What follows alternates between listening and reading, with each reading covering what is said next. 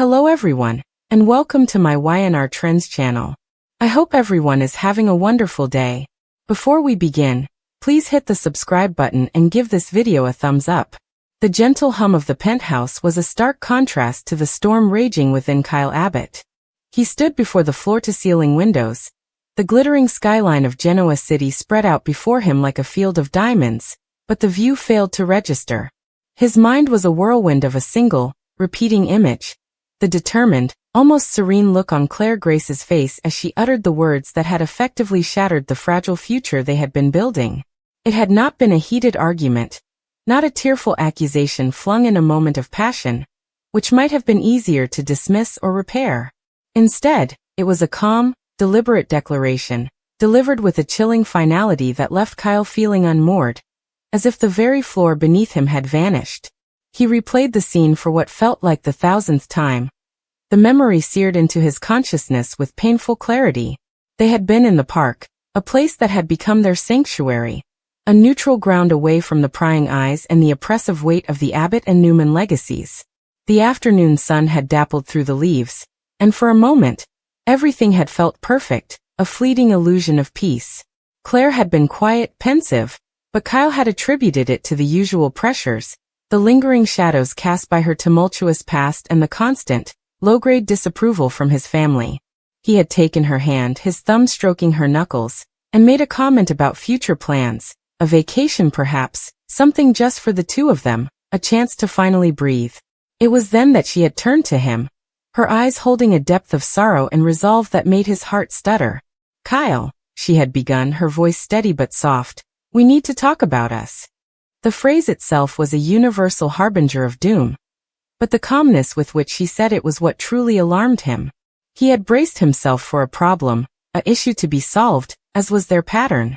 He was a fixer by nature, a problem solver raised in a family where every personal crisis was treated like a corporate takeover, requiring strategy and negotiation.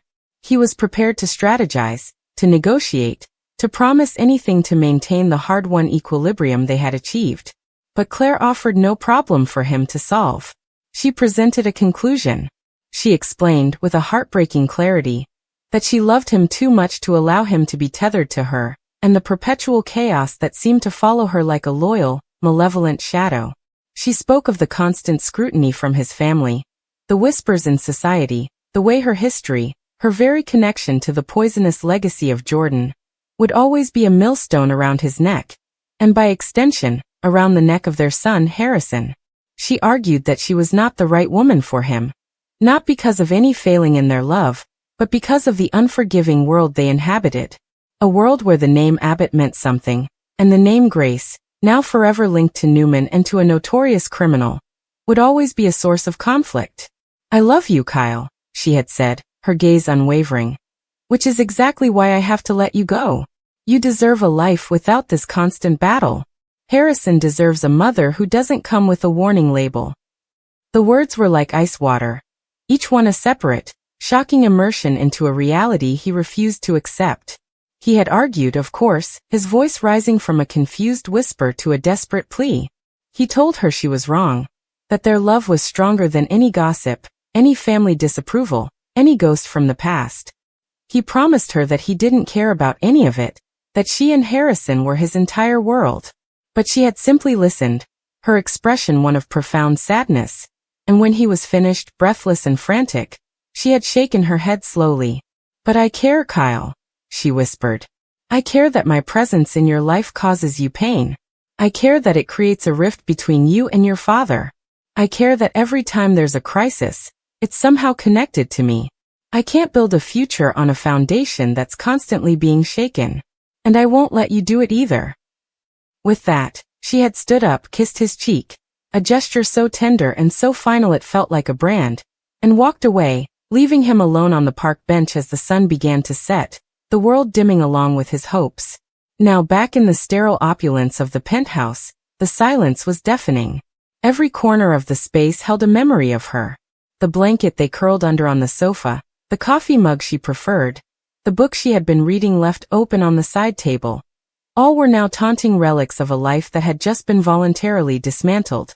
Kyle felt a surge of anger, hot and bitter, cutting through the initial shock and devastation. How could she make this decision for him? How could she so arrogantly assume what was best for him, for Harrison? It was a betrayal wrapped in the guise of love. A self-sacrifice that felt more like an abandonment. He had fought for her, time and time again. He had stood up to his father, Jack, whose concern, while often heavy-handed, stemmed from a genuine place of worry for his son and grandson.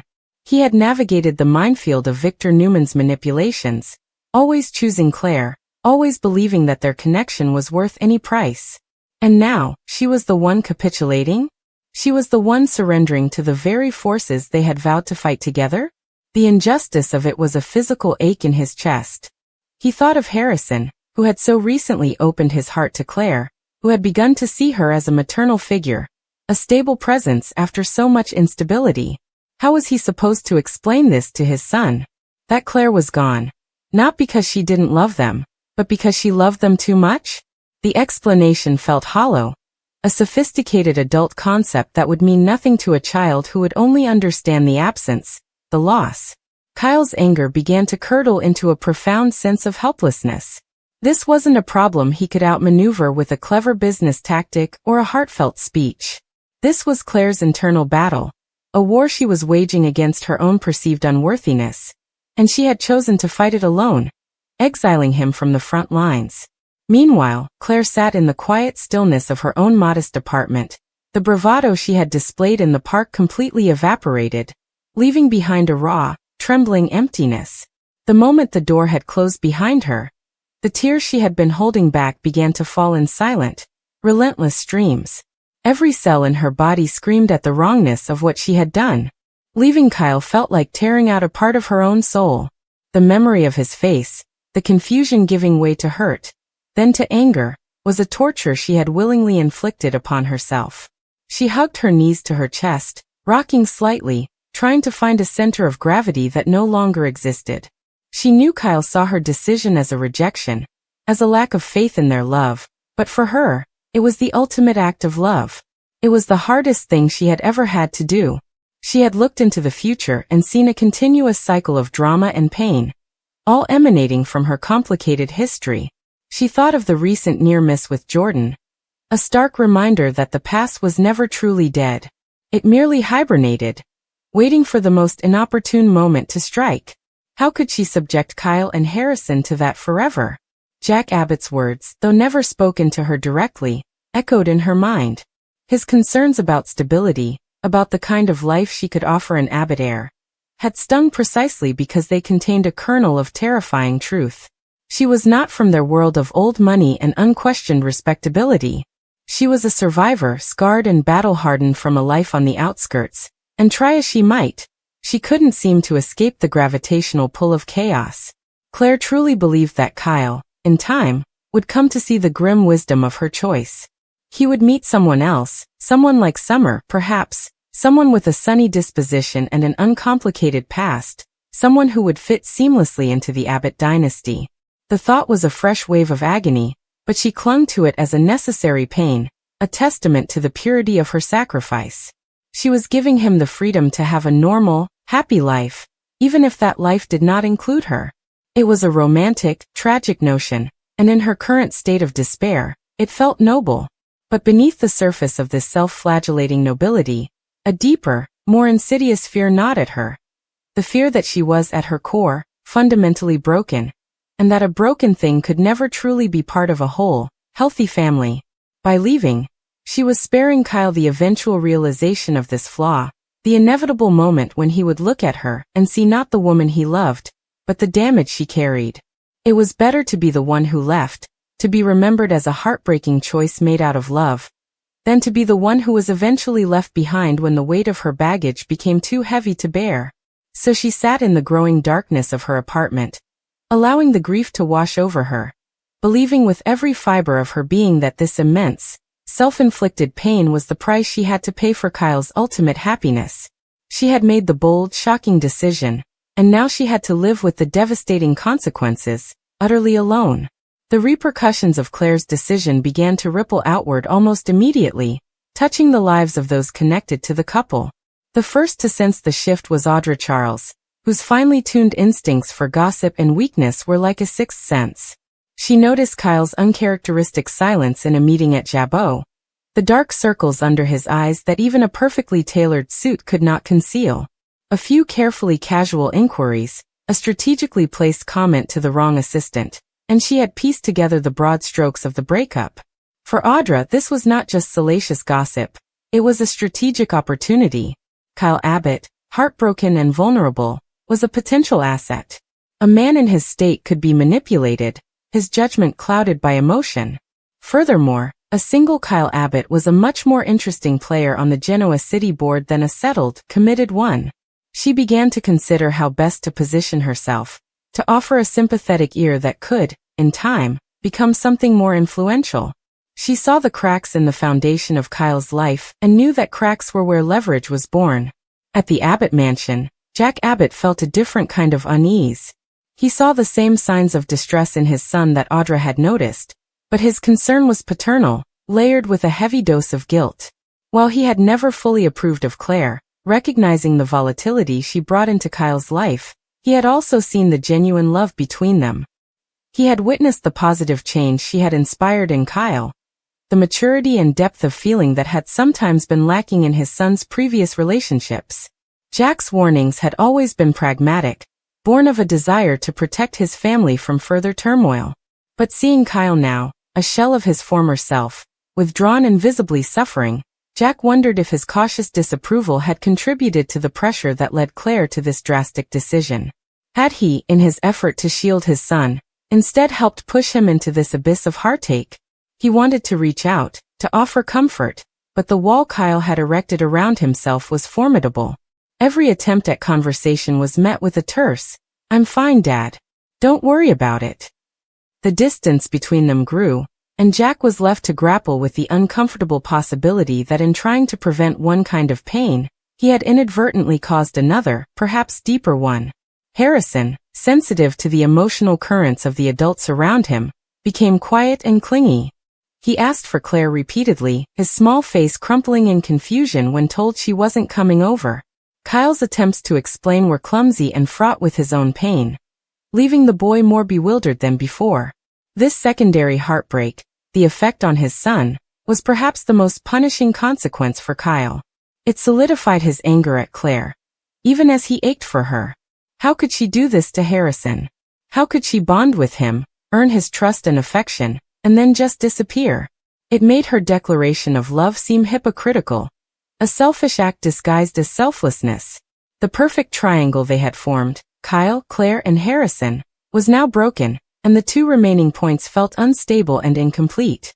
The domestic bliss that had once felt so tangible was now a haunting memory, a reminder of what was lost. As days turned into a week, the initial shock began to harden into a new, painful status quo. Kyle threw himself into his work at Jabot with a ferocious intensity that alarmed his colleagues. He was the first to arrive and the last to leave, using the relentless demands of the business as an anesthetic for his heart. He avoided social gatherings, particularly those where he might run into Claire or worse, well-meaning acquaintances who would offer their pity. He existed in a state of controlled numbness, functioning on autopilot during the day and lying awake in the vast, empty bed at night, the silence of the penthouse a constant accusation.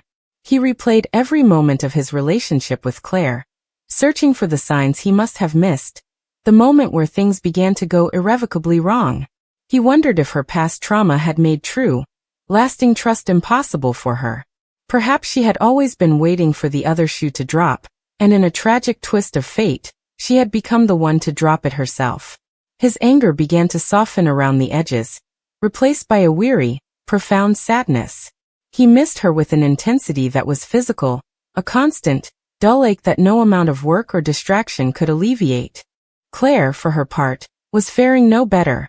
Her life, which had once felt so full of purpose and promise, was now a barren landscape. She kept to herself, avoiding the society of the story, and the few friends she had made. Every place in Genoa City held a memory of Kyle, a ghost of their happiness that mocked her current misery. She questioned her decision constantly. Had she been cowardly? Had she taken the easy way out by running away, rather than staying and fighting the battle she feared? Seeing Kyle from a distance once, his face drawn and serious, had sent a jolt of such pure agony through her that she had nearly doubled over. The sight confirmed her worst fears. She was causing him pain, but it also ignited a desperate hope that maybe, just maybe, he was suffering because he still loved her, because their connection was as powerful for him as it was for her. This hope was a dangerous thing, a flickering candle in the wind of her resolve. She found herself picking up her phone, her thumb hovering over his number, wanting to hear his voice, to tell him she had made a terrible mistake. But then she would remember Harrison's trusting smile, Jack Abbott's wary expression, and the newspaper headlines about Jordan, and she would force herself to put the phone down. The bold decision that had felt so necessary in the park now felt like a prison of her own making. The tension created by their separation became a palpable force in the city, a story waiting to be reignited. It was only a matter of time before their paths crossed in a meaningful way. That moment came at a charity event at the Genoa City Athletic Club, an affair that neither of them wanted to attend, but both felt obligated to. Kyle was there representing Jabot. Claire was there as a guest of a friend, hoping to remain anonymous in the crowd. The moment they saw each other across the room, the noisy chatter and clinking glasses seemed to fade into a distant hum. For a long, suspended second, they simply stared, the weeks of anger, sadness, and longing passing between them in a silent, powerful current. Kyle saw the pain in her eyes, the same pain he felt, and his carefully constructed wall of resentment crumbled. Claire saw the weariness in his posture, the shadow of the vibrant man she loved, and her resolve trembled. He began to make his way toward her, his gaze fixed on hers, ignoring the other guests. The air crackled with unspoken words, with apologies and accusations waiting to be unleashed. The people around them began to notice, the social veneer thinning as the raw, real human drama unfolded in their midst. This was no longer just a piece of shocking news or a spoiler for the rumor mill. It was a critical juncture, a point of no return. As Kyle finally reached her, standing so close he could smell her familiar perfume, the entire future hung in the balance. Would this be the moment of a painful, public confirmation of their breakup? Or would it be the catalyst for a reconciliation? A desperate, messy, and honest admission that life apart was an unbearable sentence for them both? The bold decision had been made, the heartbreak had been inflicted, but as they stood face to face in a room full of watching eyes, it became clear that the story was far from over. The consequences of Claire's choice were still unfolding, and the final chapter of this particular shockwave had yet to be written.